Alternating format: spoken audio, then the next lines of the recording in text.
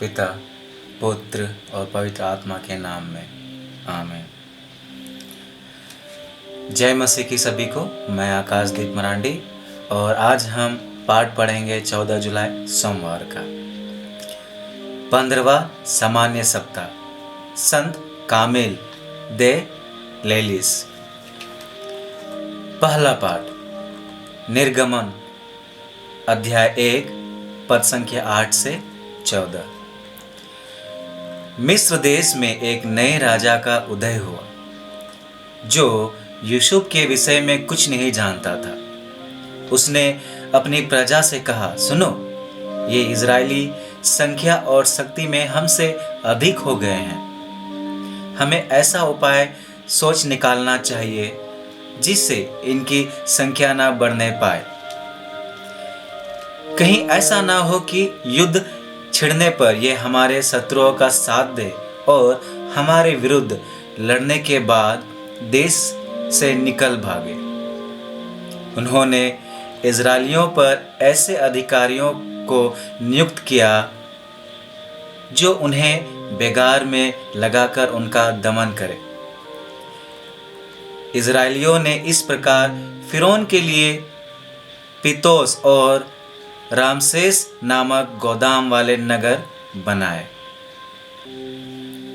किंतु उन पर जितना अधिक अत्याचार किया जाता था उतना ही अधिक वे संख्या में बढ़ते और फैलते जाते थे। इस कारण मिस्री उनसे डरने लगे। उन्होंने इजरायलियों को बेगार में लगाया और उनसे कठोर परिश्रम कराकर उनका जीवन कड़वा बना दिया। उन्होंने गारा और ईंट बनाने और खेत में हर प्रकार का काम करने के लिए उन्हें बाध्य किया। सुसमाचार मत्ती अध्याय 10 पद संख्या 34, अध्याय 11 पद संख्या 1। यह न समझो कि मैं पृथ्वी पर शांति लेकर आया हूँ। मैं शांति नहीं बल्कि तलवार लेकर आया हूँ। मैं पुत्र और पिता में, पुत्री और माता में, बहू और सास में फूट डालने आया हूँ। मनुष्य के घर वाले ही उसके शत्रु बन जाते हैं। जो अपने पिता या अपनी माता को मुझसे अधिक प्यार करता है वो मेरे योग्य नहीं। जो अपने पुत्र या अपनी पुत्री को मुझसे अधिक प्यार करता है वो मेरे योग्य नहीं। जो अपना क्रूस उठाकर मेरा अनुसरण नहीं करता वो मेरे योग्य नहीं। जिसने अपना जीवन सुरक्षित रखा है वो उसे खो देगा, और जिसने मेरे कारण अपना जीवन खो दिया है वो उसे सुरक्षित रख सकेगा। जो तुम्हारा स्वागत करता है वो मेरा स्वागत करता है, और जो मेरा स्वागत करता है वो उसका स्वागत करता है जिसने मुझे भेजा है। जो नबी का इसलिए स्वागत करता है कि वो नबी है वो नबी का पुरस्कार पाएगा, और जो धर्मी का इसलिए स्वागत करता है कि वो धर्मी है वो धर्मी का पुरस्कार पाएगा।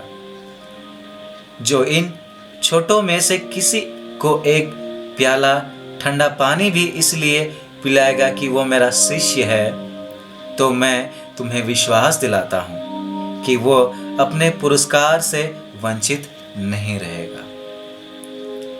अपने 12 शिष्यों को ये अनुदेश देने के बाद ईसा यहूदियों के नगरों में शिक्षा देने और सुसमाचार का प्रचार करने वहां से चल दिए।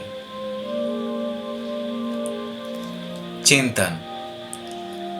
अपने प्राणों की रक्षा करना, अपने इच्छाओं की पूर्ति करना प्रकृति में व्यक्त हर जीवों की स्वाभाविक प्रवृत्ति है। मानव भी उसी स्वाभाविक प्रवृत्ति के अनुसार क्रियाशील है। फिरौन राजा मिस्र में इजरायलियों की संख्या देखकर डर गया था। अपने अस्तित्व की चिंता में वो इजरायलियों द्वारा किए गए उपकारों को वो भूल गया और उन्हें प्रताड़ित करने लगा। ठीक उसी प्रकार की राजनीतिक परिस्थिति यरूशलेम में भी थी। जब ख्रिस्तियों की संख्या बढ़ने लगी तो अपने अस्तित्व को खो जाने के डर से यहूदियों ने ख्रिस्तियों पर जुल्म ढाना शुरू कर दिया और उनके बाद रोमी साम्राज्य ने। इस तरह कहा जा सकता है, जहाँ जहाँ डर भय होता है वहाँ दूसरों पर अत्याचार का आगमन होता है। पर ऐसी परिस्थितियाँ लोगों में और भी उत्साह भर देती है। इन्हीं परिस्थितियों में जब ख्रिस्तियों पर अत्याचार हो रहा था, उनकी संख्या बढ़ती गई थी। आज इसलिए हमें निमंत्रण दिया जाता है कि हम ख्रिस्त के नाम पर एक दूसरे का स्वागत करें और उन्हें अपना मित्र बनाएं। अनुवाक्य: प्रभु का नाम ही हमारा सहारा है। जय घोष, हालेलुया। धन्य है वे जो धार्मिकता के कारण अत्याचार सहते हैं, स्वर्ग राज उन्हीं का है। हालेलुया। पिता, पुत्र और पवित्र आत्मा के नाम में आमीन। ईश्वर को धन्यवाद।